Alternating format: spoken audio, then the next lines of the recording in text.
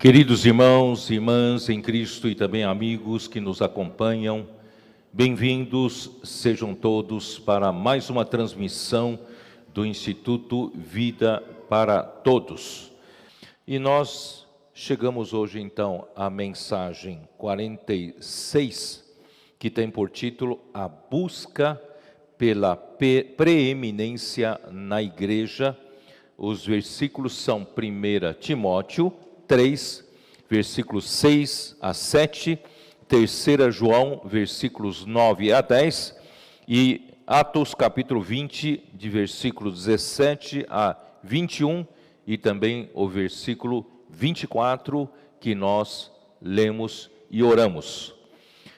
Nós estamos numa série em que entramos nas 7 cartas, as 7 igrejas de Apocalipse, isto é, João, recebeu a ordem de Deus, do Senhor, de escrever e mandar as 7 igrejas, as 7 cartas, e essas 7 cartas são endereçadas ao anjo de cada igreja. E eu quero deixar claro para vocês que não tenho intenção nenhuma de fazer meramente um estudo, dessa porção da Bíblia, porque muitos estudos já foram feitos com relação às 7 igrejas de Apocalipse. A minha intenção é lembrar vocês e também passar por vocês todos os pontos, desde os pontos históricos e também todos os pontos abordados, para que nos sirvam de espelho para aquilo que pode nos ajudar a não cair na degradação, e nós conhecemos melhor as estratégias de Satanás para destruir ou para barrar a edificação da igreja, que realmente aconteceu nesses 19 séculos ou 20 séculos que a igreja, depois da igreja primitiva, a igreja passou a viver, e nós, pelo contrário, nós queremos avançar ainda mais na direção e no caminho que o Senhor tem nos dado. Portanto, vamos ver com muito cuidado, com muita prudência, porque essa palavra é muito importante para o nosso futuro próximo e até para trazer o Senhor de volta. Na semana passada, essa semana também, ainda estou falando sobre a igreja em Esmirna, a segunda igreja. Todavia, tudo que aconteceu na igreja em Esmirna é consequência da situação da igreja em Éfeso, tá? Então, para quem agora nos assistem na sua casa, eu vou passar a falar, me dirigir à audiência aqui no auditório da igreja em São Paulo. Muito bom, então nós, desde a igreja em Éfeso, nós vimos que o Senhor pediu para o João escrever ao anjo de cada igreja, isto é, já é sinal de algum problema, já é sinal de alguma degradação, isto é, desde o ensinamento de Atos dos Apóstolos, seja pelos 12 apóstolos e principalmente pelo apóstolo Paulo, nós vimos que a igreja é administrada pelos presbíteros eleitos pelos apóstolos e designados pelo Espírito Santo. E assim, esses presbíteros que Paulo, por exemplo, fez a primeira viagem com Barnabé pela região da Galácia, e na volta já instituiu presbíteros em cada igreja. Por quê? Porque em cada igreja precisava de um governo, precisava de uma administração, né? A igreja, para ser cuidada, ela precisa de uma administração, e alguém precisa ser responsável, né, pela igreja, pelo governo da igreja, para o bem-estar e edificação da igreja em cada cidade. Portanto, foram eleitos os presbíteros em cada cidade, dentre eles os mais maduros, né, os que estão mais em condições, pelo crescimento de vida, pelo entendimento espiritual, foram eleitos presbíteros. Portanto, os presbíteros são eleitos, né, pelos apóstolos, para a administração local, para cuidar, né, do rebanho de Deus naquela cidade, isto é, né, para cuidar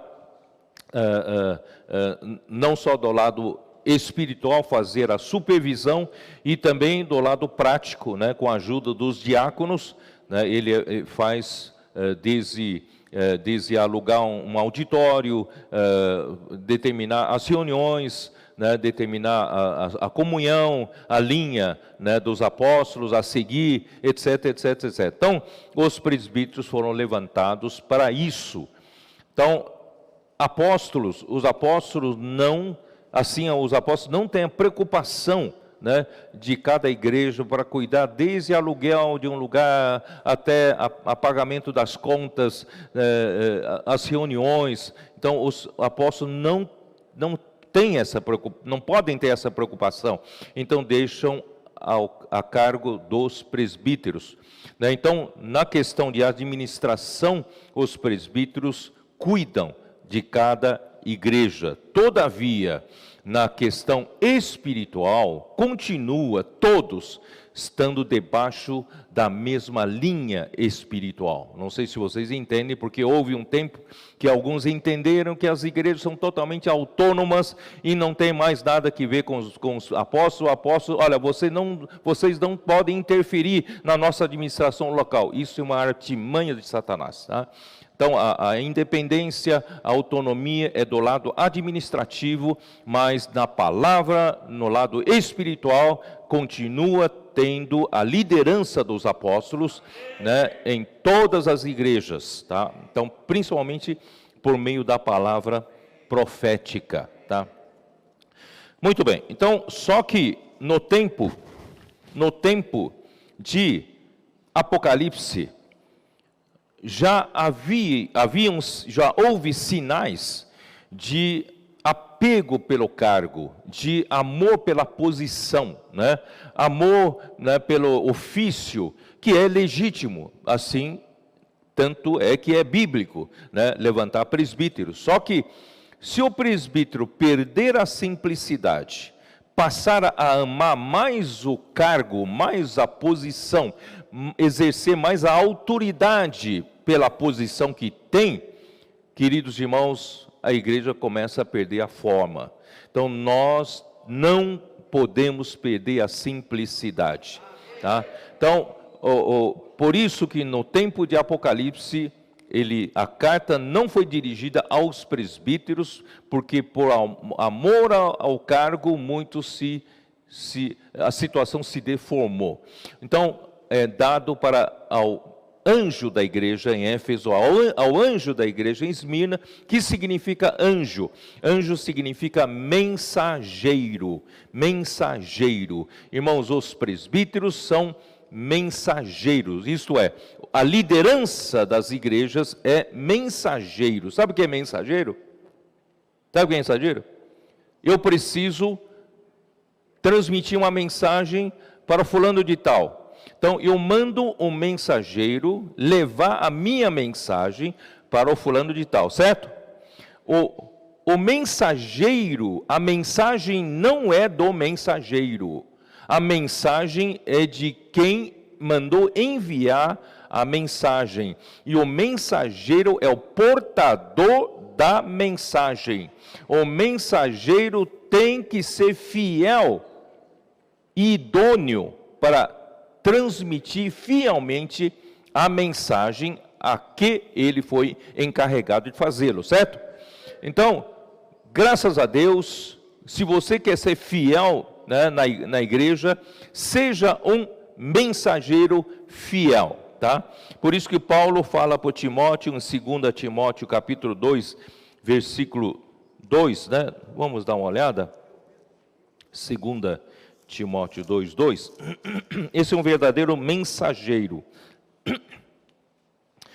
Capítulo 2 de 2 Timóteo, versículo 2 diz assim: e o que de minha parte ouviste, através de muitas testemunhas, isso mesmo, transmite a homens fiéis e também idôneos para instruir a outros. Então, a transmissão da palavra profética é feita por mensageiros, pelas pessoas fiéis, idôneas, para transmitir a outros que sabem instruir ainda a outros fielmente. Portanto, a mensagem não é sua, mensagem é de Deus. E você precisa ser fiel em transmitir a mensagem de Deus. E a mensagem de Deus vem por onde? Como? Por um alto-falante no céu? Não. O Senhor usa o seu canal, os seus canais aqui na terra, não é isso? Assim como 1 Tessalonicenses, né? Vamos lá, 1 Tessalonicenses capítulo 2, versículo 13, como diz: outra razão ainda temos nós para incessantemente dar graças a Deus, é que, tendo vós recebido a palavra que de nós ouvistes, que é de Deus. Então aqui está a mensagem de Deus transmitida por meio de Paulo. Paulo falou por Deus, Paulo então deixou claro, transmitiu a palavra de Deus aos Tessalonicenses, e a liderança da igreja em Tessalonicense precisa ser fiel a transmitir a outros, tá? Então, porque a palavra de Deus, acolhestes, não como palavra de homem, porque aqui tem muita dificuldade, por ser homem usado para ser o canal da mensagem de Deus. Quando o homem é canal para a mensagem de Deus, então muitos confundem, acham que ele também pode falar. Vocês entendem?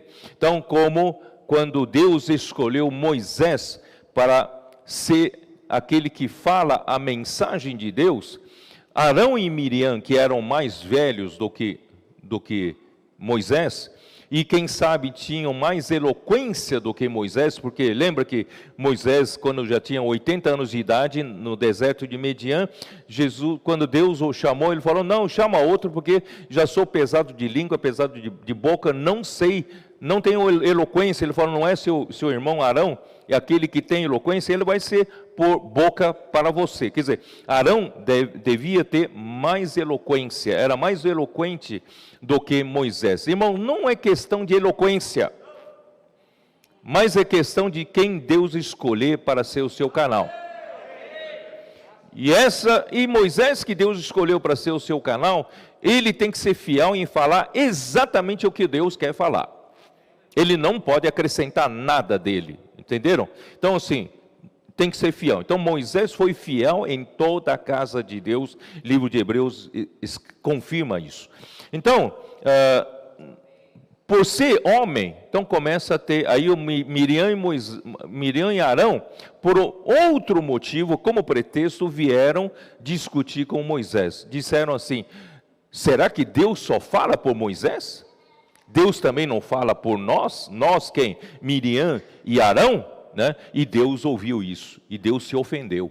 Deus falou assim: se há um profeta entre vocês, eu falo por visões, falo por sonhos, mas não é assim como meu servo Moisés, que é fiel em toda a minha casa. Eu boca a boca falo com ele, sem enigmas. Ele vê a forma do Senhor. Então, irmãos, Deus então em toda época escolhe alguém. No tempo de João, em Apocalipse capítulo 1, versículo 1, vocês, né, nós temos lido bastante isso. Deus, né, quis dar a revelação de Jesus Cristo, está em versículo 1, primeiro versículo de Apocalipse. Deus então quer dar a revelação de Jesus Cristo aos seus servos. Quem são esses seus servos? Certamente, irmãos, são esses mensageiros, são os líderes das igrejas. Então, Deus quer revelar a revelação de Jesus Cristo aos seus servos, só que Deus revela primeiramente ao João, a uma pessoa só. Ele não revela ao seu servo diretamente, revela a João, e João é que leva a revelação para os seus servos. E é assim que Deus faz as coisas. E desde o livro de Gênesis capítulo 1, como Deus fez a criação aqui na terra? Disse Deus, é a palavra de Deus que faz todas as coisas. Disse Deus, haja luz e houve luz. Então assim, a palavra de Deus realiza a obra de Deus. Então se você quer ser aquele que conhece o caminho de Deus, irmãos, você precisa amar a palavra de Deus, porque a palavra de Deus faz a obra de Deus. Em João capítulo 6, Jesus mesmo disse, perguntaram para ele como é que faz a obra de Deus. A obra de Deus é esta, disse Jesus. Que é a obra de Deus? É que vocês creiam naquele, por quem Deus enviou. Se você crê que eu sou o enviado de Deus e ouvir as minhas palavras, vocês estarão ouvindo a palavra de Deus. E quando vocês ouvem e aceitam a palavra de Deus faz a obra de Deus. Então a obra de Deus é feita pela palavra de Deus. No Novo Testamento, depois do dia de Pentecostes, não é? Levantou-se aquela multidão, perplexa, e de repente levanta Pedro com os 11 e prega o evangelho. 3.000 homens, muitos deles ficaram compungidos no coração e perguntaram: o que nós podemos fazer? Vocês então confessem o nome, confessem seus pecados e em nome do Senhor Jesus e sejam batizados. 3.000 homens foram batizados naquele dia por causa do falar daquele profeta que era Pedro. Pedro então foi usado, o apóstolo Pedro foi usado por Deus para ser o canal de Deus no início da igreja, da geração da igreja, que era a igreja em Jerusalém. Não foi assim? Então Deus usou Pedro como o profeta, como porta-voz para falar a palavra de Deus. E esse falar de Deus por meio do apóstolo Pedro, representando todos os 12 apóstolos, se tornou o ensinamento dos apóstolos. O ensinamento dos apóstolos na época era propriamente as palavras de Pedro, ou não era? Por isso que no capítulo 2 de Atos, vamos de novo abrir a nossa Bíblia em Atos capítulo 2, você vai ver a simplicidade de funcionamento de uma igreja, a igreja quando foi gerada. Irmãos, esse é um modelo de funcionamento, em cada igreja. Versículo 42, Atos 2, versículo 42. E perseveravam no ensinamento, porque todo lugar onde fala doutrina, você pode entender por ensino o ensinamento, tá bom? Ensino ou ensinamento. Tanto é que se você pegar a versão King James atualizada, ali vai dizer assim: eles perseveravam no ensino dos apóstolos e na comunhão. Quem tem a versão aqui pode abrir, vocês vão ver isso. Então, perseveravam no ensino dos apóstolos e na comunhão, no partir do pão e nas orações. Então, que ensinamento é esse dos apóstolos? Era a palavra dita por Pedro. Deus estava usando Pedro, representando os apóstolos, os 12 apóstolos, não é isso? E tudo que Pedro falava, representando os 12 apóstolos, era palavra de Deus. E sendo a palavra de Deus, era o ensinamento, o ensino dos apóstolos. E a igreja era simples, tinha um só porta-voz, tinha um só canal que transmite a palavra de Deus. Não havia confusão, é ou não é? Hoje tem muita confusão aí, muitos ruídos, não é isso? Muitas interferências, muitas palavras, né? Muitas palavras, e confunde hoje a igreja. A igreja precisa ser simples e identificar onde está o falar de Deus. Então, o que acontecia com esse ensino, seguindo o ensino e tendo comunhão em cima do ensino, quer dizer, não basta apenas ouvir a palavra que, né, vem do profeta, você precisa ter comunhão. Você precisa ter comunhão entre os irmãos e também aprofundar, cada um aprender a ruminar essas mensagens, cada um aproveitar para aprofundar-se nessa palavra, não é isso? Essa semana, né, graças a Deus, nós, na instância mesmo, eu tive comunhão com 3 irmãos que vieram de Belo Horizonte, né?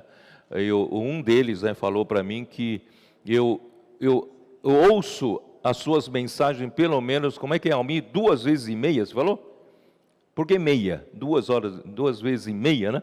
Porque ele precisa dessas 2 vezes e meia para poder entender tudo que está sendo falado, né? Ou mais, né?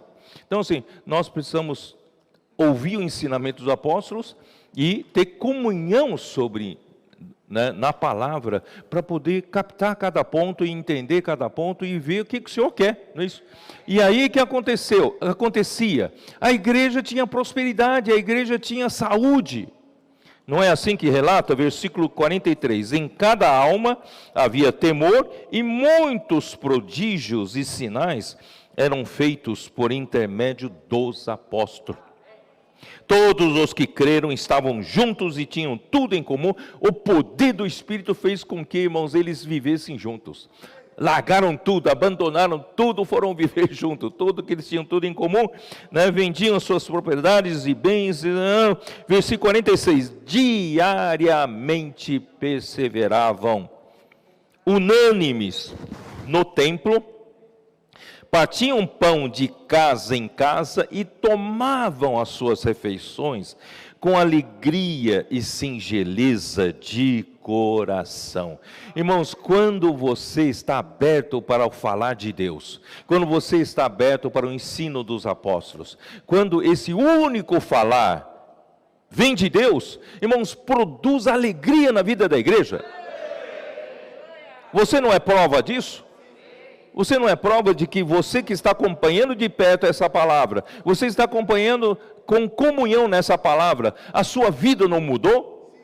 A sua vida não faz mais sentido agora? E as coisas começam a acontecer, o Espírito começa a operar na sua vida e também na obra que você faz. É ou não é?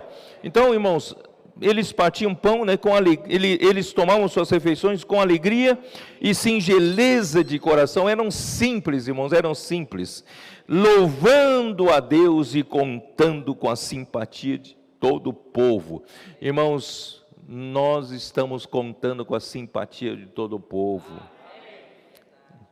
Nossos comportores vão nas ruas, o Avança Jovem vai às ruas, as próprias igrejas hoje não conseguem mais se conter. Os irmãos, as irmãs estão pressionando, não, os presbíteros, a liderança das igrejas. Quando é que nós vamos sair, hein? Está represado, está tudo represado aqui dentro. E quem conseguiu ainda sair, irmãos, voltaram com tanta alegria, e encontram nas ruas, irmãos, pessoas assim. Eu estou falando na frente de quem experimenta todos os dias. Posso orar por você?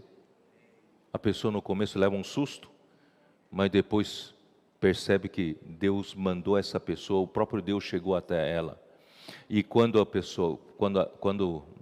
nós oramos por essa pessoa, e não raras vezes, quando levantamos os olhos, a pessoa está chorando, a pessoa está em prantos, e a pessoa passa a perguntar: como você sabe, como é que você conheceu a minha situação? Né? Eu não sei quem me contou aí, né, essa semana, um pequeno exemplinho, né? Uma moça, né, recebeu oração, caiu em prantos, e disse aqui: olha aqui, o meu carro estava com todos os pertences dela, malas e tudo, porque tinha acabado de sair de casa, brigado com o marido, saído de casa. Irmãos, as pessoas estão assim e nós estamos indo em nome de Deus para a vida dessas pessoas. E não raras vezes nós encontramos uma pessoa, eu acompanho essas mensagens pelo Instituto Vida para Todos. Eu tenho esses livros da editora Árvore da Vida, eu gosto demais. Sabe, então nós estamos contando com simpatia do povo e as pessoas estão, não, eu quero ser cuidado. Né? Anota meu nome, por favor, eu preciso de ajuda. Entendeu? Assim nós estamos, e o Senhor está acrescentando, não é isso que fala assim? Acrescentando, enquanto isso acrescentava-lhes o Senhor, dia a dia, os que iam sendo salvos. Irmão, não é maravilhoso isso tudo? É maravilhoso. Então, quando você tem esse modelo de funcionamento, tem uma palavra, né, que vem dos apóstolos, o ensino, eu chamei de ensino ortodoxo, não é isso? Usando 1 Timóteo 1,4, não é isso? Havia ensinos heterodoxos. Paulo estava querendo que Timóteo cuidasse disso, porque o ensino ortodoxo vem do porta-voz do Senhor. É o único ensino para a igreja, para a direção da igreja, né? Então, graças ao Senhor, e traz alegria, traz acréscimo de número das pessoas, e a igreja tem saúde, não é? E depois disso, irmãos, eu vou encurtar, já falei isso com o apóstolo Paulo, a mesma coisa. Quando Deus passou a usar o apóstolo Paulo para conquistar o mundo gentil, igreja por igreja foram levantados com a palavra de Paulo, do profeta, do apóstolo Paulo, ou não foi? E todas elas passaram a seguir o ensinamento desse apóstolo e ter comunhão sobre o ensinamento desse apóstolo, e as igrejas prosperavam, cresciam em número. E Paulo, através das 3 viagens de Paulo alcançou a Europa. O evangelho entrou até, né, na Caia, em Corinto, não foi? Ele então tinha ambição de querer alcançar Roma, passar por Roma e até a Espanha. Naquele tempo, Deus não permitiu, mas depois ele foi para a prisão romana e provavelmente ele, quando saiu da primeiro aprisionamento, é possível que ele tenha passado até na Espanha. Quer dizer, o evangelho cresceu demais por meio do ensinamento dos apóstolos. Tudo não era simples, só que já na época, já havia alguns dos judeus que também creram no Senhor Jesus, só que eles tinham uma raiz muito forte na seita dos fariseus. E eles então não estavam contentes, porque Paulo estava pregando somente a fé em Jesus, e não mais na circuncisão e na lei de Moisés, que eles apreciavam tanto. Além de aceitarem Jesus, eles continuavam sendo praticantes, né, das leis de Moisés, e não contentes com isso, eles arguíram com Pedro. Vocês sabiam disso ou não? Quando Pedro voltou da casa de Cornélio, vocês se lembram? Quando Deus o chamou, ele estava em Jope orando, e Deus então mandou alguns lá para chamá-lo para ir para a casa de Cornélio. E quando ele chegou na casa de Cornélio, antes de chegar, Deus já fez um teste com ele. Mandou um lenço cheio de animais imundos, quadrúpedes. Deus falou, pega, mata e come. Ele falou, não, de jeito nenhum, nunca entrou na minha boca qualquer coisa imunda. Deus estava se referindo aos gentios, que ele deveria receber para dentro do reino de Deus, dentro da igreja. Então, graças a Deus, ele foi para a casa de Cornélio, e ali, né, aqueles gentios receberam o Espírito Santo. Os gentios entraram por aquela porta, e nós entramos juntos, né? Eu não sou um judeu e eu entrei junto ali, né? Então, sim, nós entramos nessa porta. Só que quando Pedro voltou para Jerusalém, no caminho, na entrada ainda, já esse grupo veio arguir com ele, não é isso? Acho que está em Atos 11, dá uma olhada, Atos 11.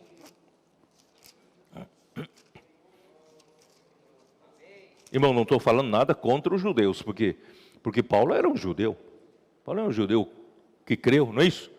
Mas alguns dos judeus não conseguiram vencer esse conceito, né? Então o que aconteceu? No capítulo 11, versículos 1 e 2. Chegou ao conhecimento dos apóstolos e dos irmãos que estavam na Judéia, que também os gentios haviam recebido a palavra de Deus. Quando Pedro subiu a Jerusalém, os que eram da circuncisão o arguíram, dizendo, quer dizer, então havia, dentre os que creram em Jerusalém, havia um grupo que se chamavam de os da circuncisão. Eles lutavam pela circuncisão, né? Entraste em casa de homens incircuncisos e comeste com eles. Irmãos, que falta de respeito para com o apóstolo Pedro. É ou não é? Oh, queridos irmãos, aí começa a pôr em dúvida o canal de Deus. Tá? E quando Paulo, olha aqui no capítulo 15, capítulo 15, quando Paulo e Barnabé foram para Jerusalém, no versículo 1, alguns indivíduos que desceram da Judéia ensinavam aos irmãos, se não vos circuncidardes segundo o costume de Moisés, não podeis ser salvos. Irmãos, isso é uma heresia. Como pode? Você tem que aceitar a fé em Jesus e também tem que aceitar a circuncisão. Não é assim na verdade do Evangelho. A verdade do Evangelho é a fé em Cristo só, não é isso? Versículo 5, insurgiram-se, entretanto, alguns da seita dos fariseus, que haviam crido, dizendo, é necessário circuncidá-los e determinar-lhes que observem a lei de Moisés. Então, esse grupo em Jerusalém, na igreja em Jerusalém, eram crentes. E eles passaram a fazer oposição a Paulo. Tá? Eu vou encurtar a história. E em tudo isso, irmãos, por onde Paulo passava, pregando o evangelho de cidade em cidade no mundo gentil, eles iam atrás para desfazer, para dizer que é necessário circuncidar para que sejam salvos, etc, etc. Irmãos, isso trouxe um outro ensinamento, que Paulo chama de outro evangelho, não é isso? Outro Jesus, vocês se lembram Paulo falando? Irmãos, isso abriu um precedente, abriu a porteira. Quem já trabalhou, quem já viveu em fazendas, sabe que se você tem um curral grande, né, bastante bois, né, no horário costumeiro e querendo sair pela porteira, e quando você abre a porteira só para sair um boi, não, me separa esse boi, você quer deixar sair só um boi, ninguém mais segura, é ou não é? Quando sai um boi, sai a boiada. Então, esse precedente de outro ensinamento, que não seja o ensino ortodoxo que Deus está falando através dos seus profetas, seus apóstolos, então esse outro ensinamento que vem cutucando os gentios com esse ensinamento dos judaizantes, irmãos, isso eu não estou nem criticando só esse ensino judaico, é que esse ensino abriu um precedente.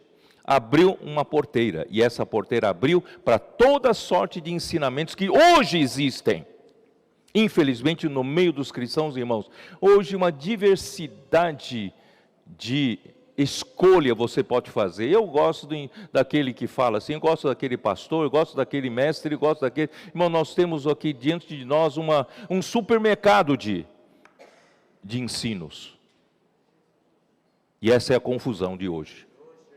Começou tudo por lá, porque a partir desse precedente, irmãos, entrou também o quê? Entrou o gnosticismo, pregando que a carne é essencialmente maligna, que Jesus não veio em carne, porque senão Jesus tinha que vestir essa carne maligna, sabe? Começa a vir esse tipo de ensinamento dos docetistas, ensinamento né, de ascetismo, não pode fazer isso, não pode fazer aquilo, para não dizer esoterismo da época, e muita mistura com o judaísmo.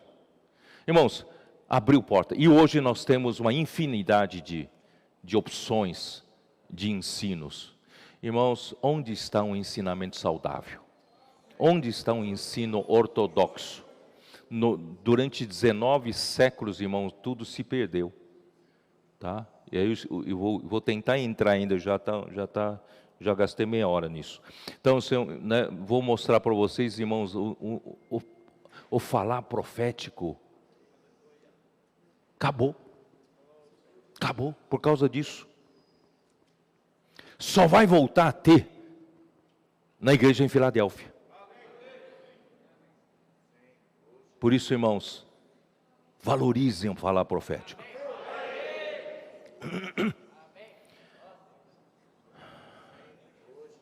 Satanás deu um tiro, pum! Esse tiro acertou a palavra profética. Ele conseguiu trazer confusão na igreja. Vocês entenderam? Esse foi o primeiro tiro. E eu vou falar do segundo tiro agora. Sabe qual foi o segundo tiro? O segundo tiro de Satanás é o seguinte: quando você acaba com a palavra profética, confunde a palavra profética, traz muitas concorrências à palavra profética, distrai a igreja, distrai o povo de Deus, não sabe onde seguir, não tem governo mais, não tem direção, é ou não é? A palavra de Deus nos traz direção, a palavra de Deus nos traz governo, mas não tendo governo, então é necessário o homem se organizar. Então o segundo tiro é no governo da igreja. Pum! Acabou-se o governo do Espírito Santo. Acabou-se a autoridade e a liberdade do Espírito Santo governar a igreja e dirigir a igreja. Porque hoje, irmão, nós somos governados pela palavra profética. E a palavra profética traz o que, irmãos? Traz o governo do Espírito. A palavra profética traz a autoridade do Espírito. Se a palavra vem de Deus, ele vem com autoridade. E a autoridade do Espírito é que nos governa, é ou não é? O dia que nós perdemos isso, irmão, nós vamos ter que arrumar governo humano. Aí que entrou o segundo tiro. A busca pela preeminência na igreja. Eu preparei um monte de coisas, mas na outra oportunidade eu leio com vocês hoje, então vou direto para o amor pela preeminência. O que é preeminência? Né?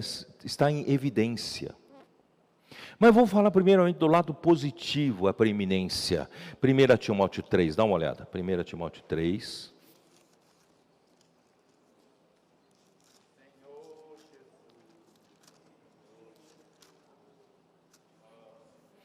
Se lembra que nós estamos falando do segundo tiro de Satanás, tá? Primeiro tiro foi acertar na palavra profética.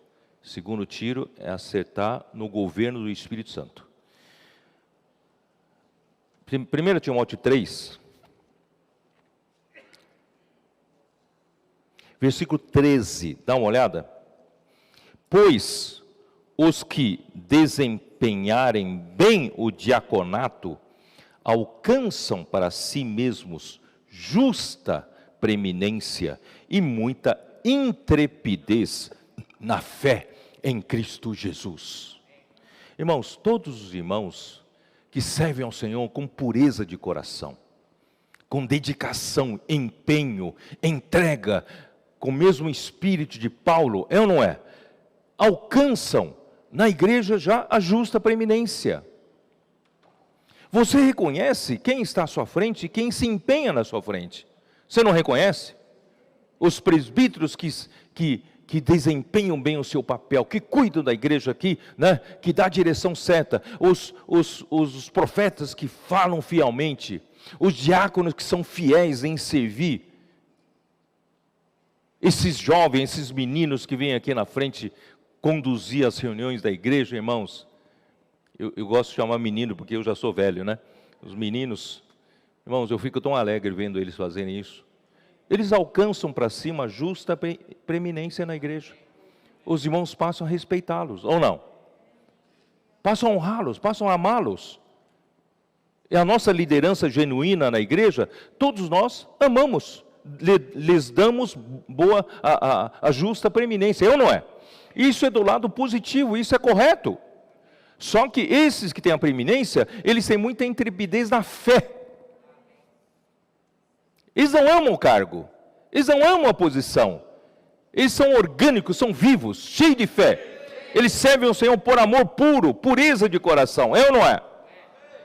Mas o segundo tiro acertou os que tinham ambição.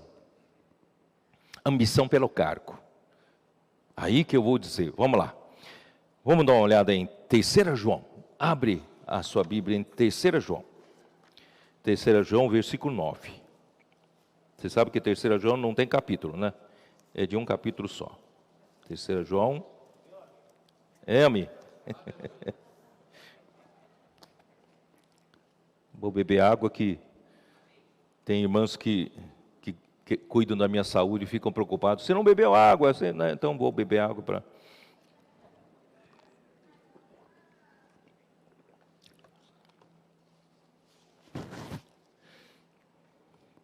Terceiro João, versículo 9. Escrevi alguma coisa à igreja, é alguma igreja da Ásia Menor. Mas Diótrefes, que gosta de exercer a primazia entre eles, não nos dá acolhida. Por isso, se eu for aí, far-lhe-ei lembradas as obras que ele pratica, proferindo contra nós palavras maliciosas. E não satisfeito com essas coisas, nem ele mesmo acolhe os irmãos, como impede os que querem recebê-los e os expulsa da igreja. Irmãos, vocês estão vendo aqui um exemplo negativo, Diótrefes, de alguém que já não reconhece João como profeta de Deus. Vocês estão vendo ou não? Já não reconhece João como porta-voz da palavra profética. Quando você não reconhece, você já não recebe nenhuma ajuda da palavra profética que dá direção e dá saúde para uma igreja, saúde individual. Então, naquele tempo, no tempo de João, Paulo já tinha morrido, João estava cuidando das igrejas da Ásia Menor. E tinha um grupo de obreiros, eu não sei se eles eram colportores, tá? E eles eram obreiros itinerantes, iam de cidade em cidade como nós. Né, Ceará? Vamos de cidade em cidade, pregando o evangelho, e muitas vezes precisam ser acolhidos pela igreja ali para atuar na região, não é isso? Acolhida significa o quê? Hospedagem, alimentação, né? E, se possível, custos para locomover-se para pregar o evangelho, tá? Então, era corrente nas igrejas normais, nas igrejas saudáveis, receberem esses obreiros que vinham da parte de João, cuidar bem deles, sustentá-los, né? E serem o sócio do evangelho, por isso que nós demos esse nome. Eles são sócios do evangelho. Amém? Mas esse Diótrefes, você sabia que naquele tempo na Ásia Menor, porque ali a influência grega era muito forte, e os gregos passaram essa influência para os romanos. E na Grécia havia muitos filósofos itinerantes. E quando passavam numa cidade, se esse filósofo de certa forma famoso, tem sempre os organizadores, agências, como é que chama? Agenciadores, né? Para organizar tudo, antes dele vir, já fazia propaganda, divulgação, vai vir fulano de tal, e cria-se, né, uma boa expectativa e cobra-se para ouvir a sua filosofia. Vocês entenderam? Aí então esse filósofo fulano de tal, famoso, vinha para a cidade, esse patrocinador, esse agenciador, recebia, né, e ganhava dinheiro em cima disso.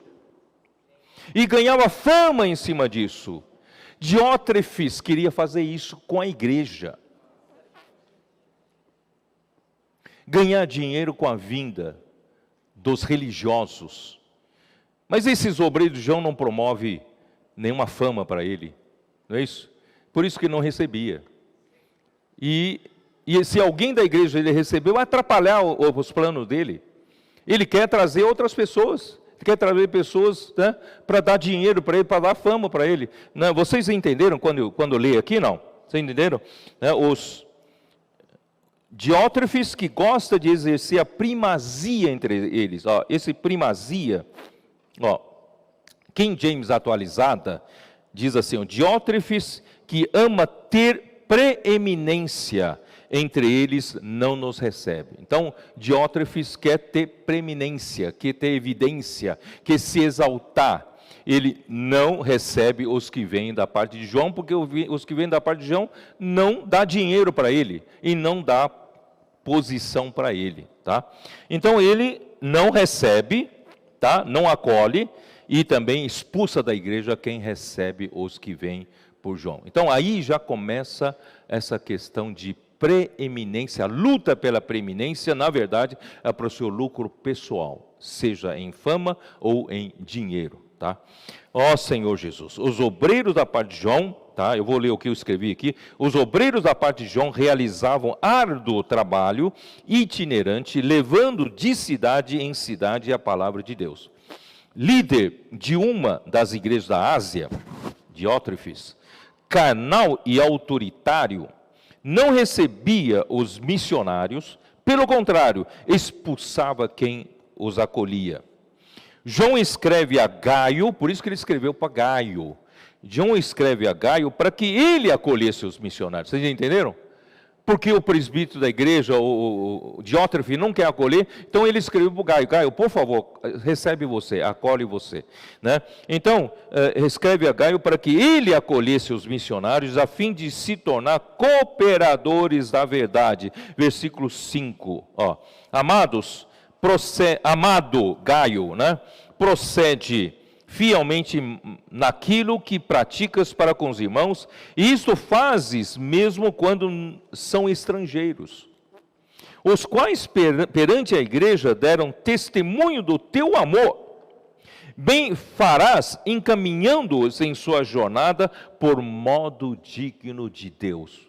Vamos receber bem os missionários e encaminhá-los bem, né?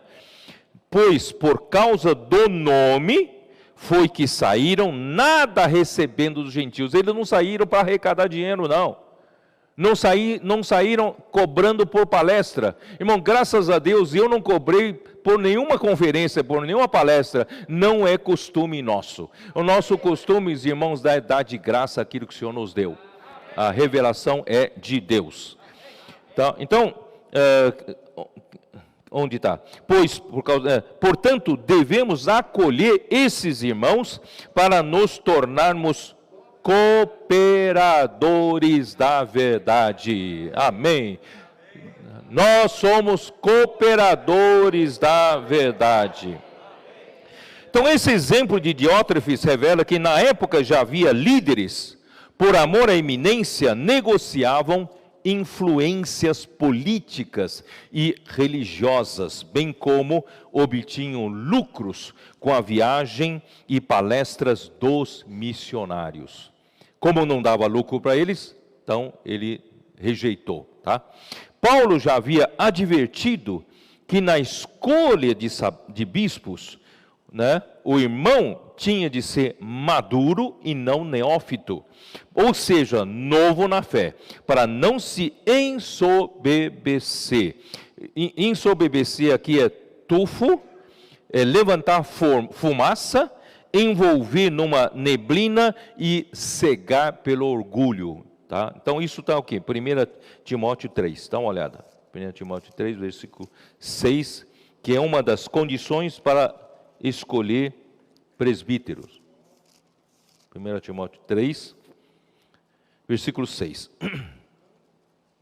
Não seja neófito. Neófito, eu expliquei aqui, novo na fé, tá? Para não suceder que se ensoberbeça. Esse suceder em se ensoberbecer, é isso aí, é levantar uma fumaça e você fica cego por causa do seu próprio orgulho. Orgulho cega o homem, é ou não é? Orgulho cega o homem. Então vamos limpar sempre o nosso coração, irmãos. Vamos cuidar com a pureza no nosso coração, no serviço ao Senhor. Porque o dia que entrar em impureza, o orgulho seu vai cegar você. Tá? Ó Senhor Jesus, o apóstolo Pedro revelou na sua epístola como deve ser um presbítero. 1 Pedro capítulo 5, dá uma olhada.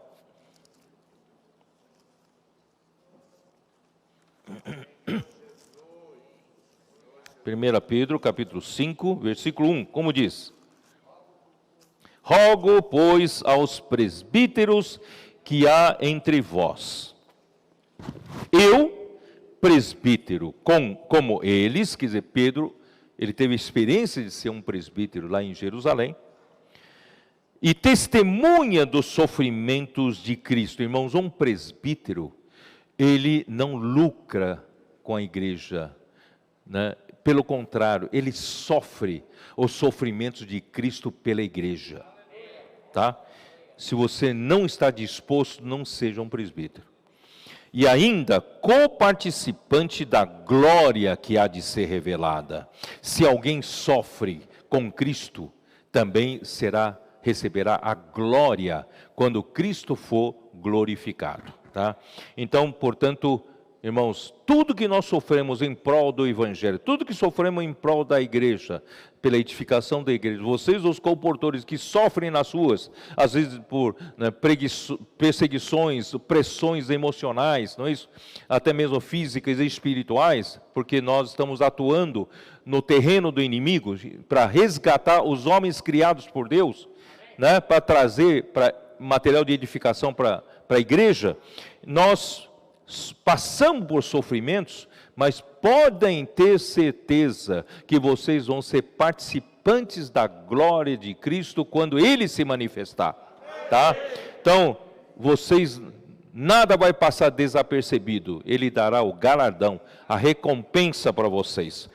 Pastoreai o rebanho de Deus. Irmãos, os presbíteros são para pastorear o rebanho de Deus que há entre vós, não por constrangimento, não é por obrigação. Eu amo a posição de um presbítero. Só que um presbítero tem que sofrer para pastorear o rebanho de Deus. Então vou fazê-lo mais por obrigação. Como eu sou presbítero, eu tenho que ir quando os outros não são obrigados a ir, sou obrigado a cuidar disso, e não vou cuidar por constrangimento. Irmão, isso Deus não quer, tá? Não por constrangimento, mas espontaneamente como Deus quer. Voluntariamente, porque você ama o Senhor, e você ama o Senhor, portanto você ama as ovelhas, ama o rebanho de Deus, e nem por sórdida ganância, isto é, por algum interesse pessoal, algum ganho pessoal, sórdida que é alguma coisa vergonhosa. Irmão, não temos segundas intenções. Não temos interesses particulares. Nós servimos porque nós amamos ao Senhor. Nós amamos o rebanho de Deus porque amamos ao Senhor, tá? E nem como dominadores dos que vos foram confiados. Aí que está o problema. No tempo final, já no tempo de João, no tempo de Apocalipse, eles se tornaram dominadores dos que lhes foram confiados. Passaram a exercer autoridade, gostar da autoridade, usar da sua autoridade para ganhar dinheiro, para interesses próprios. Amaram a preeminência, exaltação de si mesmo. O Senhor tenha misericórdia de nós. Quando, ora, logo que o Supremo, nem como dominadores dos que vos foram confiados, antes, tornando-vos modelos modelos do rebanho. Irmãos, graças a Deus nós temos já na igreja ou nas igrejas vários modelos dos irmãos. Eu tenho por Paulo no capítulo 20 de Atos, irmão, como meu modelo, que se deixa desgastar, né? Paulo, por causa de uma visão, por causa do amor ao Senhor, Paulo foi aquele, irmãos, que quando Jesus apareceu a ele viu aquela grande visão, conheceu a Cristo, ele considerou tudo como refúgio, passou a buscar Cristo por causa da sublimidade do conhecimento de Jesus Cristo. Isso está em Filipenses, é ou não é? Alguns da igreja que vieram para a igreja, alguns nem estão mais conosco, certo? Entraram com outras intenções e nunca abandonaram tudo, a bagagem anterior, como Paulo. Paulo deixou bagagem anterior zerada. Nós precisamos zerar, irmãos. Quando a gente entra para a vida da igreja, irmão, temos que zerar tudo. É ou não é? Se você não zerar, um dia aquele bicho te pega. A ambição te pega. O amor pela posição, a autoridade humana começa a te pegar. É ou não é? Então vamos zerar, irmãos. Vamos ser simples, amar só o Senhor. Não queremos reconhecimento aqui na terra, fama, dinheiro, nada. Queremos só ser fiéis ao Senhor. Senhor Jesus. Então, e também, eu não li o último versículo ali, não. Versículo 4. Ora, logo que o Supremo Pastor se manifestar, recebereis a imarcessível coroa da glória. Irmãos, não adianta buscar essas coisas na terra que são temporais, passam, não é isso? O meu orgulho, a minha ambição pela posição, eu posso viver bem por um tempo, né, mas esse tempo é perto da eternidade, irmãos, isso não é nada. Perto dos 1000 anos que, né, vou reinar com Cristo, isso não é nada. Então por que você se agarrar a coisa que não é nada, não é isso? Vamos amar o Senhor com toda a pureza do coração e servi-lo, né, com a boa consciência. Amém, aleluia, vamos lá. E Pedro seguia Jesus desde o início do seu ministério na terra e testemunhou os seus terríveis sofrimentos e contemplou a sua glória. Em Mateus 17, vocês se lembram de Mateus 17? Pedro foi um dos que viram, um dos poucos, 3 que viram já a glória do Senhor, já em vida. Mateus 17. Como diz? Versículo 1 e 2. 6 dias depois, tomou Jesus consigo a Pedro e aos irmãos Tiago e João e os levou em particular a um alto monte e foi transfigurado diante deles, só os 3. E o seu rosto resplandecia como o sol, e as suas vestes se tornaram brancas como a luz. Irmãos, Jesus mostrou a sua glória a Pedro. Então Pedro era uma das testemunhas de sua glória, tá? E por isso, irmãos, ele tinha autoridade para encorajar os presbíteros para a sua difícil missão de cuidar da igreja com tribulação, renúncia e entrega total pelo rebanho. Irmão, para isso que servem os presbíteros.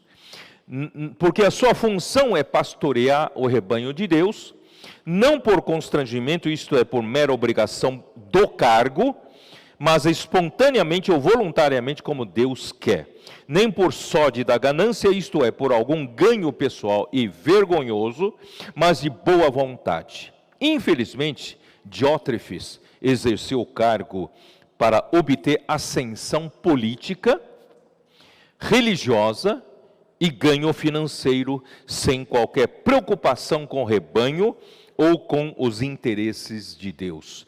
Irmãos, isso tudo é espelho para nós. Não vamos voltar para trás, não é? Pelo contrário, vamos cada vez mais servir ao Senhor com pureza de coração. E nem como dominadores dos que lhes foram confiados, exercendo autoridade na busca de preeminência para seus interesses, mas tornando-se modelos do rebanho. As ovelhas de Deus precisam de modelos para seguirem. né? O rebanho, você pode ver, as ovelhas precisam de ovelha de frente. E ovelha de frente é a referência para elas, a modelo de frente é modelo para elas. E nós na igreja, irmãos, precisamos ser modelos. Não seja aquele que fala assim, como é que é? Faz o que eu falo, mas não faz o que eu faço, não é isso? Não seja isso, nós precisamos ser modelos do rebanho. Então, aí, ó Senhor Jesus, então eu não ia ler, mas assim, tem que ler aqui, vai, João capítulo 21, último capítulo de João, não é isso? Um presbítero tem que fazer isso, né? Capítulo 21, versículo 15, depois de terem comido, isso Jesus já tinha ressuscitado, já se despedindo deles, né? Perguntou Jesus a Simão Pedro, Simão, filho de João, amas-me mais do que estes outros? Amas-me mais do que a posição? Amas-me mais do que, né, a possibilidade de desenvolver seus interesses de ganho pessoal? Amas-me mais do que o seu sustento? Né? Ele respondeu Pedro, sim, Senhor, tu sabes que te amo. Ele lhe disse, apacenta os meus cordeiros. Sem condição, sem salário, apacenta os meus cordeiros. Porque Jesus aqui não estipulou um salário. Tornou a perguntar-lhe pela segunda vez, Simão, filho de João, tu me amas? Ele respondeu, sim, Senhor, tu sabes que te amo. Disse-lhe Jesus, pastoreia as minhas ovelhas. Pela terceira vez Jesus lhe perguntou, Simão, filho de João, tu me amas? Pedro entristeceu-se por ele lhe ter dito pela terceira vez, tu me amas? E respondeu-lhe, Senhor, tu sabes todas as coisas, tu sabes que eu te amo. Ele se quebrantou. Aí Jesus lhe disse, apacenta as minhas ovelhas. Irmãos, Pedro é o nosso modelo. Nós amamos o Senhor, portanto nós apacentamos os cordeiros, nós pastoreamos as ovelhas e apacentamos as ovelhas. Por quê? Aí agora, irmãos, não só nós temos a frente da batalha, né, os comportores dinâmicos fazendo, né, pregando o evangelho por meio da oração e dos livros, nós temos o Avança Jovem também, e eles estão trazendo contatos para a igreja. E cada igreja está recebendo uma lista de contatos. E nós, irmãos, somos responsáveis por essas ovelhas, esses cordeiros. Não vamos deixar a peteca cair. Vamos contactar cada pessoa que pediu para ser contatada. E rápido. Não é? Às vezes a pessoa na rua, por favor, peça para alguém me cuidar. Eu preciso ser cuidado. Só que vai para a central de acolhimento, né, e distribuição, e até chegar na rede de cuidados, já levou 2 semanas. E essa pessoa que estava morrendo, desesperado, você não sabe como vai estar 2 semanas depois. Irmão, vamos ser rápidos. Vamos cuidar dessas pessoas, né? Então, ó Senhor, e Atos 20 que eu pedi para ler hoje, é um modelo para nós, tá? Atos 20.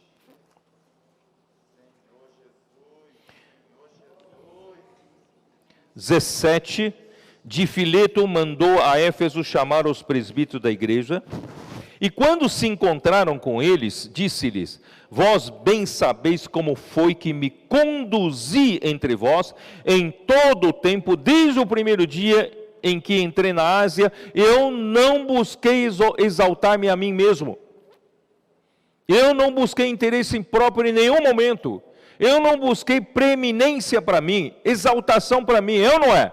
Eu não busquei dinheiro por sorte da ganância. Esse é o nosso modelo, irmãos. Servindo ao Senhor com toda humildade. Vamos servir ao Senhor com toda humildade.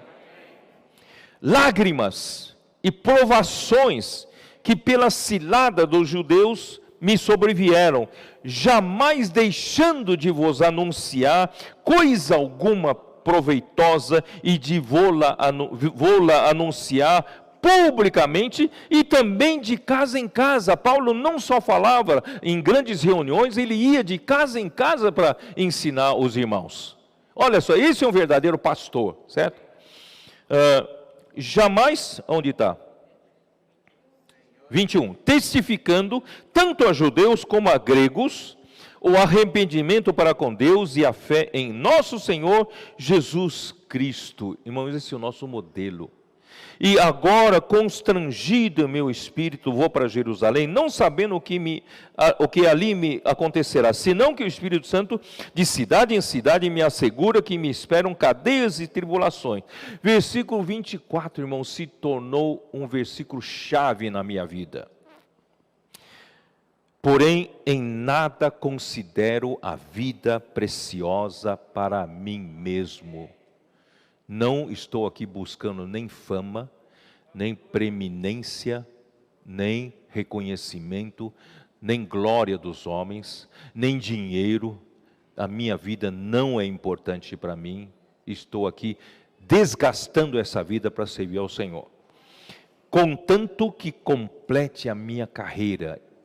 Paulo tinha uma carreira a completar, eu também tenho uma carreira a completar. Eu só quero completar minha carreira diante do Senhor. E o ministério que recebi do Senhor, aquilo que o Senhor me encarregou, eu quero terminar, né? Para testemunhar o evangelho da graça de Deus. Irmãos, isso deve ser a atitude de cada um de nós. Cada um de nós. Que tal a gente ler esse versículo para nós mesmos? Vamos ler. Porém, em nada considero a vida preciosa para mim mesmo, contanto que complete a minha carreira e o ministério que recebi do Senhor Jesus para testemunhar o evangelho da graça de Deus. Cada um tem uma carreira, cada um tem um ministério que recebeu do Senhor. Vamos completar! É ou não é? Agora sei que todos vós, em cujo meio passei pregando o reino, não verei mais o meu rosto. Portanto, eu vos protesto no dia de hoje que estou limpo do sangue de todos, porque jamais deixei de vos anunciar todo o desígnio de Deus. Atendei por vós e por todo o rebanho sobre o qual o Espírito Santo vos constituiu bispos. Ele mandou convocar os presbíteros da igreja em Éfeso, e aqui ele chama os presbíteros de bispos. Então, presbíteros e bispos são a mesma coisa. Eu vou explicar daqui a pouco, tá? É a mesma coisa, tá? Por causa da ambição do homem, fizeram diferente, tá? E para pastorear, né? O Espírito Santo vos constituiu bispo, é para quê? Não é para ser dominadores sobre eles, não. É para pastoreardes o rebanho de Deus, é isso, né? Onde está? Pastorear a igreja de Deus, a qual ele comprou com seu próprio sangue. A versículo 29 em diante, ele já fala que vai haver degradação. Vai haver situações difíceis na igreja, porque Satanás já sabe, já falei, ele deu um tiro, vai dar o segundo tiro, tá? Eu sei que depois da minha partida entre vós penetrarão lobos vorazes, que não pouparão o rebanho, né? E que dentre vós mesmo, do vosso meio mesmo, se levantarão homens falando coisas pervertidas para arrastar os discípulos atrás deles. Irmãos, homens entre nós mesmos começam a falar coisas, né, acusando quem está à frente e arrastando as pessoas para ser seus seguidores. Portanto, vigiai. Lembrando-vos que por 3 anos, noite e dia, não cessei de admoestar com lágrimas a cada um. Agora, pois, encomendo-vos ao Senhor e a quê? E a palavra da sua graça. Irmão, que é a palavra profética, é a palavra que o Senhor tem liberada para nós, semana após semana. Porque essa palavra da sua graça tem poder para vos edificar e dar herança entre todos os que são santificados. Vocês entenderam? Paulo diz, encomendo vocês ao Senhor e a palavra da sua graça, porque eu sei que Satanás vai dar um tiro na palavra. E deu esse tiro, e confundiu os cristãos em 20 séculos. Senhor Jesus. De ninguém cobicei prata, nem ouro, nem veste. Essa é outra tentação de querer ganhar dinheiro em cima da fé, né? Da piedade.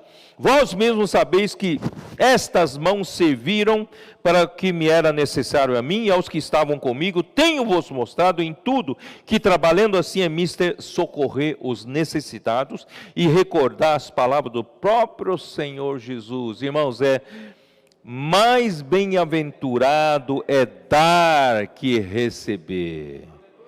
Isso não se aplica somente com relação ao dinheiro. Melhor dar que receber. Mas também, irmãos, é tudo.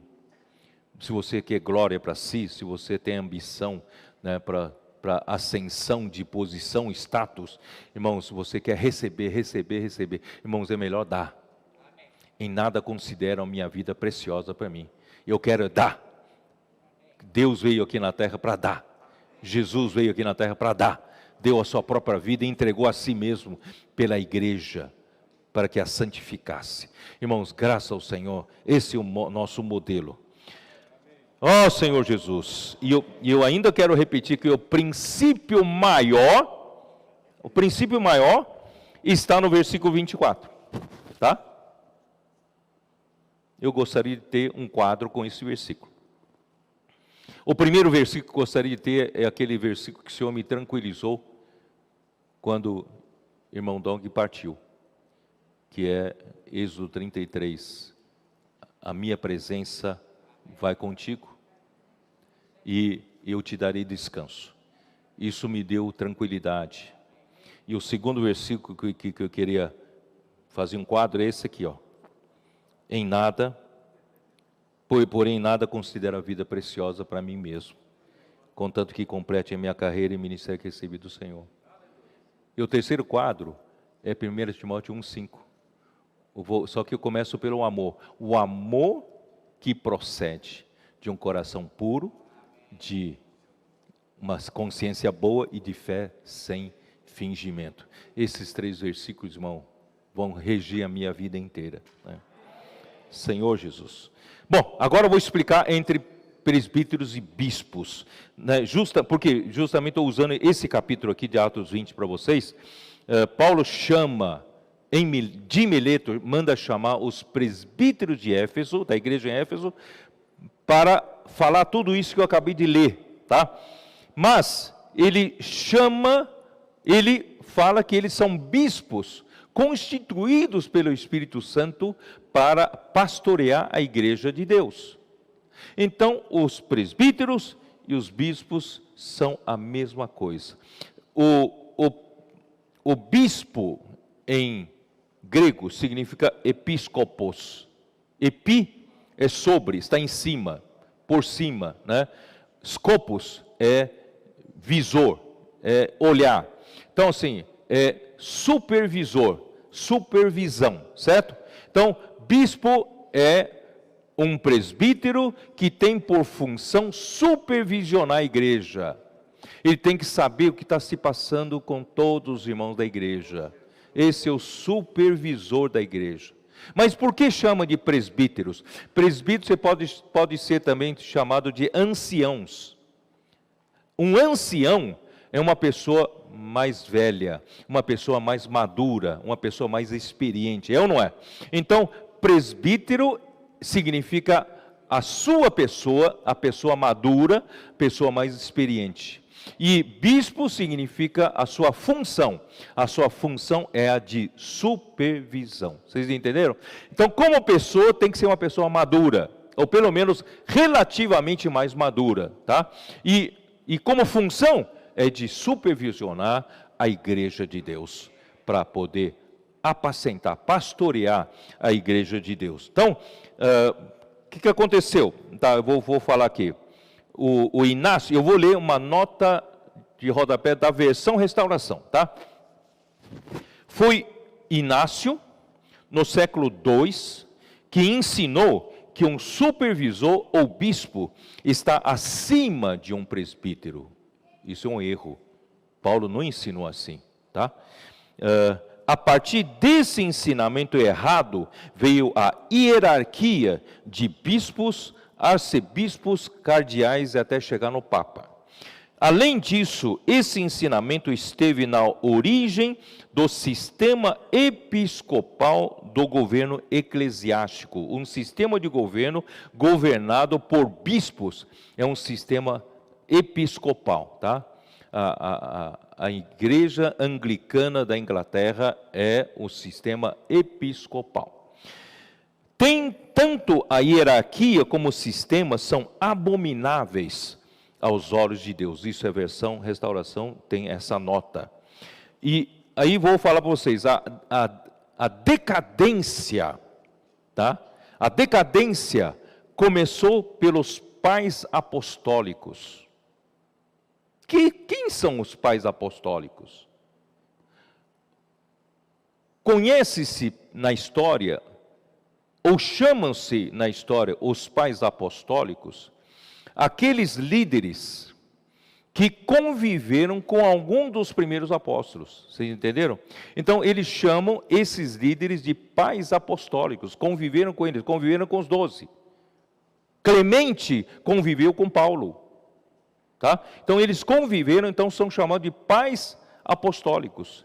E também são conhecidos como pais da igreja. Vocês já ouviram falar isso?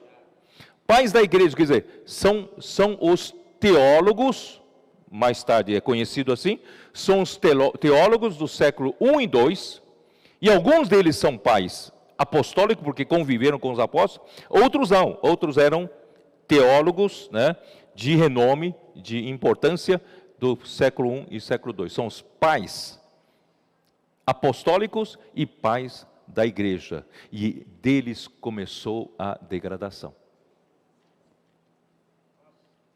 Ó Senhor Jesus. Os chamados pais apostólicos, como Clemente, que era bispo de Roma. Por quê? Porque em Roma, a igreja em Roma se tornou uma igreja grande e importante, porque ali estava o centro do poder do Império Romano, não é isso? Tornou uma igreja importante. Então havia um grupo de presbíteros no começo, era tudo normal, tudo muito bem. Só que com o tempo, entre os bispos, surgem os mais importantes, e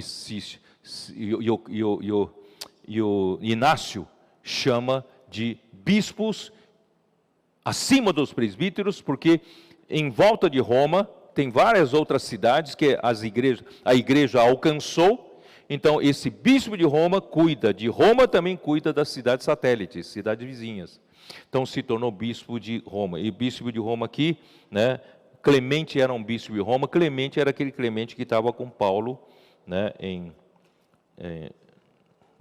depois eu leio para vocês. E Policarpo era bispo de Esmirna. Estamos estudando a igreja de Esmirna. O bispo de Esmirna era Policarpo. Inácio, que nós estamos falando, quem começou a fazer essa distinção entre bispo e presbítero, era bispo de Antioquia, da Ásia. E Barnabás foram os imediatos seguidores dos apóstolos inspirados. Eu estou lendo aqui o que no livro A História da Igreja de André Miller, ele chama de apóstolos inspirados, né, significa apóstolos que eram inspirados pelo Espírito Santo. Tá? Esses ouviram as instruções deles, trabalharam com eles no Evangelho, e talvez fossem intimamente ligados a eles, mas não obstante de altos privilégios que desfrutaram, eu estou lendo o que está escrito no livro, tá? Eu não tenho ousadia de falar assim, tá? Eles, não obstante, né, o privilégio que desfrutaram como discípulos dos apóstolos, logo se afastaram das doutrinas que lhes haviam sido confiadas, em especial quanto ao governo da igreja. Por isso, irmãos, o primeiro tiro que Satanás deu, pum, palavra profética. Confundiu tudo. E segundo tiro, pum, governo da igreja. Por quê? Porque sem a palavra profética, quem governa a igreja? Sem a palavra profética, o Espírito Santo não governa mais a igreja. Vocês estão entendendo? Então o homem tem que se organizar. E a organização começa com o sistema de bispos. Começa a organização humana. O Espírito Santo já se retirou. Vocês estão entendendo ou não? Ó Senhor Jesus. Vocês entenderam? O primeiro tiro de Satanás, pum! Palavra profética. Segundo tiro, pum! governo da igreja. Porque o Espírito já não governa. Vou repetir, o Espírito já não governa. Julgando pelas epístolas que trazem o nome dos pais apostólicos, parece que tinham esquecido por completo a grande verdade neotestamentária acerca da presença do Espírito Santo na Assembleia Cristã. A Assembleia aqui é a igreja, tá? Esqueceram totalmente, né, da grande verdade do Novo Testamento, que é a presença do Espírito Santo na igreja. Se eu falasse, irmão, vocês iam falar, eu sou ousado demais para falar, mas eu estou citando apenas o que o André Miller falou. Isso indica o fim da palavra profética, o fim da direção do Espírito. Com os 2 tiros, acabou. Uma interrupção do período apostólico. Por isso, irmãos, do final do 1º século até o século 20, irmãos, a palavra profética esteve trancada. André Miller fala que só foi destrancada com a igreja em Filadélfia. Com a igreja em Filadélfia, a palavra profética foi destrancada. Irmão, tem que valorizar isso. E Satanás hoje também está mirando a palavra profética. Vocês podem ter certeza que vão falar muito mal da palavra profética. Vão falar muito mal de mim, porque eu estou falando, insistindo nisso. Mas essa é a linha que vai trazer o Senhor de volta. E Satanás vai destruir a autoridade do Espírito na igreja. A liberdade que o Espírito tem de liderar a igreja através da palavra profética. Não é? Graças ao Senhor. Nós estamos ouvindo essas palavras. Irmão, essas palavras são ouro. Para a gente... Estamos vendo a estratégia de Satanás. O governo da igreja é pelo Espírito. Deus designa homens trabalhados por Ele e obedientes à sua vontade para ser esses canais do Espírito ter liberdade em governar. É ou não é? O Espírito foi dado pelo Pai para tomar a liderança na igreja, segundo a palavra de Deus e segundo a promessa do Pai. Isso eu mostrei para vocês em Gênesis 24, quando... o Abraão mandou o servo mais velho da casa para buscar a Rebeca, buscar a noiva para seu filho. Irmãos, Deus mandou o Espírito Santo para preparar a igreja para casar-se com Cristo. Então, hoje é a obra do Espírito. O Espírito tem que ter liberdade para trabalhar.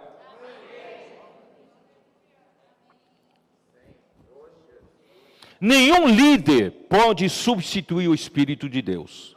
Nenhum líder pode substituir o Espírito de Deus. Antes deve entender que é apenas um canal humano para a atuação do Espírito. Posso repetir? Nenhum líder pode substituir o Espírito de Deus. Antes deve entender que é apenas um canal humano para a atuação do Espírito. Para a administração local de cada igreja, Deus designou os anciãos e os diáconos. Os anciãos devem ser pessoas maduras para exercer a supervisão com vistas a pastorear o rebanho de Deus. E os diáconos os auxiliam com seus serviços levíticos. André Miller, outra vez, vou fazer outra citação. Parece que os novos mestres da igreja também esqueceram da bela simplicidade da ordem divina na igreja. Eles se esqueceram. Conforme mencionamos que na Bíblia, presbíteros e bispos são sinônimos, isto é, presbíteros se referem à pessoa madura e o bispo se refere à sua função de supervisor. Todavia, logo depois os primeiros apóstolos criaram o cargo de bispo acima de presbíteros. Vou ler outra citação de André Miller. À medida que a voz da inspiração, que é a voz do Espírito, à medida que a voz da inspiração se torna cada vez mais silenciosa na igreja, ouvimos a voz dos novos mestres, gritando e exigindo que as maiores honras e o supremo lugar sejam concedidos aos bispos. Nenhuma palavra sobre o lugar do Espírito como o soberano na Igreja de Deus. Isto fica evidente nas epístolas de Inácio, escritas por volta do ano 107, pouquíssimo tempo depois da morte de João. Inácio, vamos falar um pouco do Inácio então, do bispo de Antioquia. Os padres apostólicos ou pais apostólicos eram considerados como teólogos cristãos centrais entre os pais da igreja que viveram nos séculos 1 e 2, primeiro e segundo, que se acredita terem conhecido pessoalmente alguns dos 12 apóstolos, ou seja, eram representantes da geração que teve contato direto com os 12 apóstolos. Os seus escritos, embora tenham sido amplamente divulgados na época, porém não foram incluídos no cânon do Novo Testamento, ainda bem, não está aqui na Bíblia. Eram eles Clemente de Roma, Inácio de Antioquia, Policarpo de Esmirna, Irineu de Lyon, Clemente de Alexandria, Orígenes de Alexandria, Atanásio de Alexandria, Cirilo de Alexandria. Clemente é considerado um pai apostólico que foi um dos cooperadores de Paulo, e está em Filipenses 4:3. Dá uma olhada, Filipenses 4:3.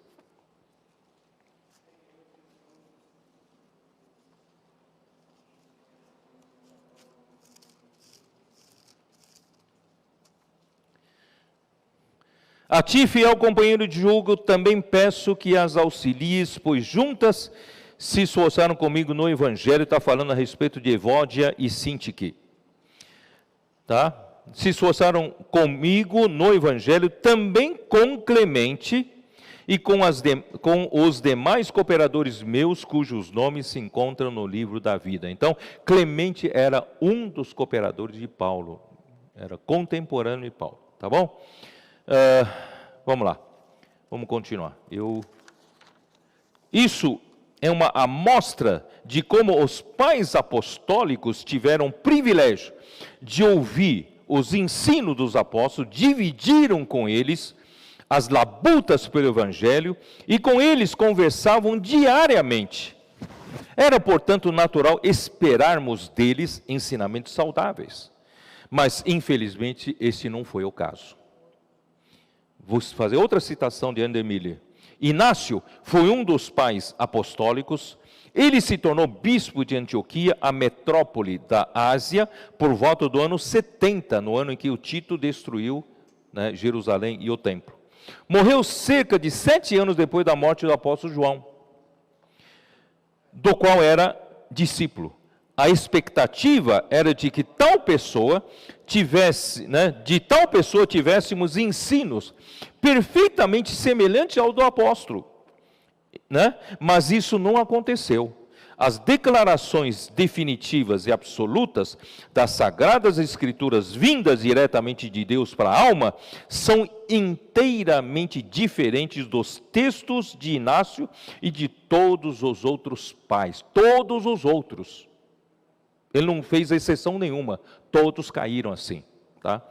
As epístolas, vou ler outra citação, as epístolas de Inácio são consideradas pelos anglicanos como a suprema autoridade do sistema da igreja inglesa.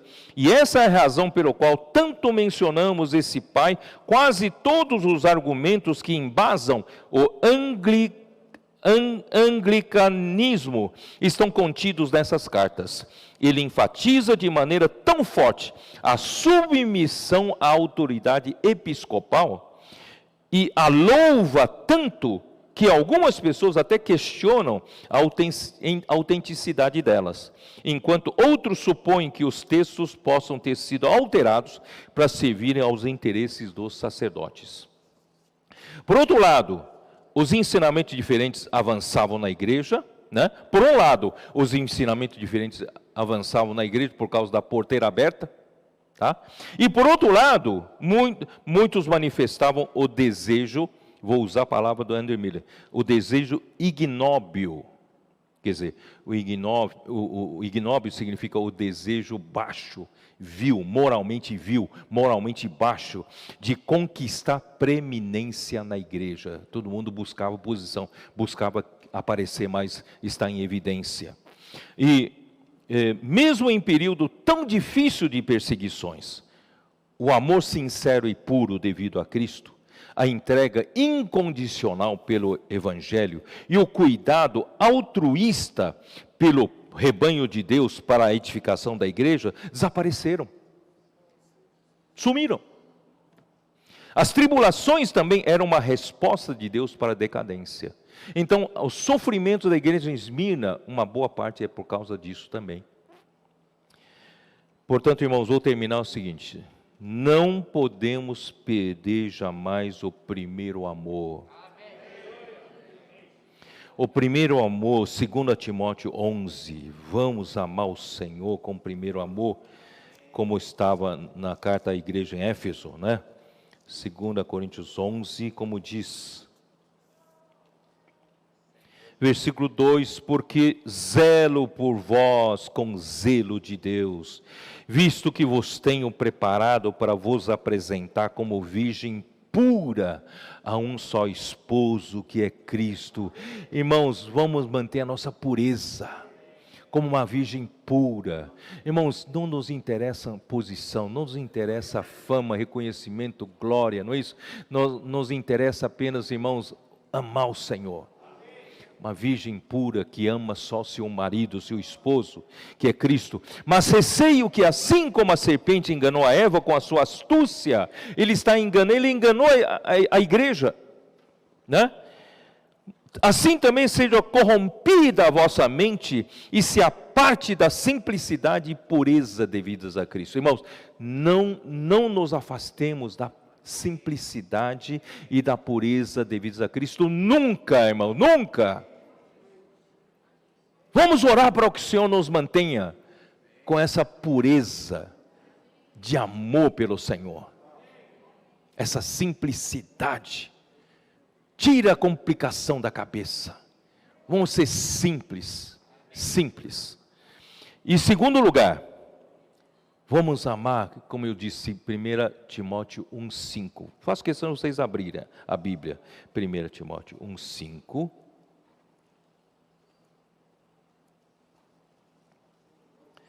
Aqui fala o intuito da presente admoestação, né?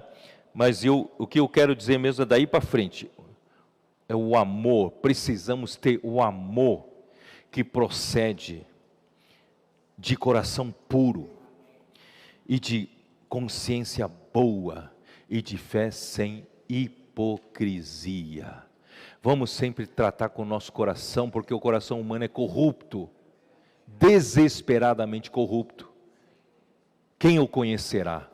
Só mesmo pela luz de Deus, pela palavra de Deus que é uma espada de dois gumes, que consegue separar juntas e medulas o espírito da alma, para o Senhor nos manter sempre puros.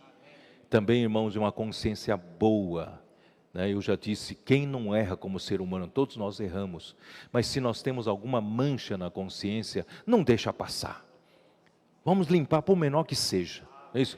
Vamos limpar a consciência, tratar nossa consciência para mantê-la sempre sensível ao Senhor, ao Espírito.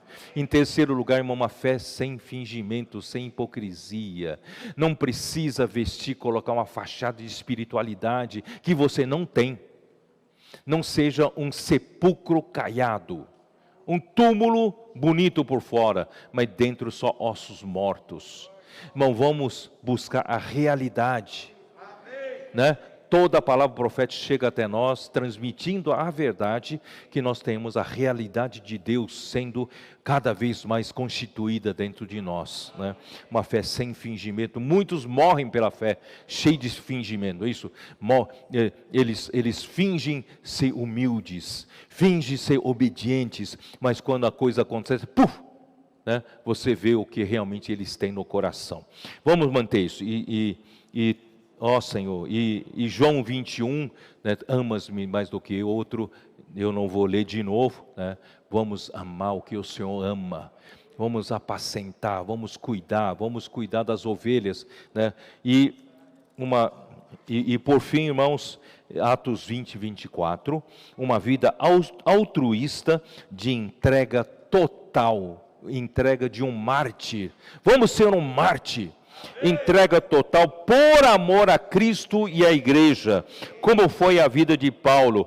Porém, em nada considero a vida preciosa para mim mesmo, contanto que complete a minha carreira e o ministério que recebi do Senhor Jesus para testemunhar o evangelho da graça de Deus. Atos 20, versículo 24. E por fim, irmãos, 2 Timóteo 3, 10 e 11 para terminar. Vamos lá, vamos ler junto para a gente terminar. Ó Senhor Jesus, conserva-nos, Senhor, puros. Amém. 3, 10 e 11. Tu, porém, tens seguido de perto o meu ensino, procedimento, propósito, fé, longanimidade, o amor, perseverança, e as minhas perseguições e os meus sofrimentos. Pode ser até aqui. Nós, esse é o modelo nosso. Paulo nunca amou posição, nunca amou preeminência, nunca ganhou dinheiro com o evangelho. É ou não é? Paulo é um nosso modelo. Vamos amar o Senhor, irmãos, com pureza de coração. Não dá munição para Satanás para nos acertar com esses 2 tiros. Vamos continuar valorizando e amando a palavra profética. Vamos continuar, irmãos, valorizando a autoridade do Espírito Santo na igreja, que vem pela palavra profética, né? E nós todos não buscarmos posição para nós, preeminência para nós, exaltação para nós, não é isso? Nós queremos servir como um servo, como um escravo, né, por amor ao Senhor. Deus abençoe a todos. Amém. Quem está em casa, né, eu desejo que essa palavra possa realmente nos tocar, porque Deus deseja preparar a sua igreja. A igreja vai ser edificada dessa forma, com a palavra profética, com a comunhão na palavra profética, e nós todos, irmãos, como um só homem, nós vamos trazer o reino de Deus de volta aqui na terra. Deus abençoe a todos. Jesus é o Senhor. Amém.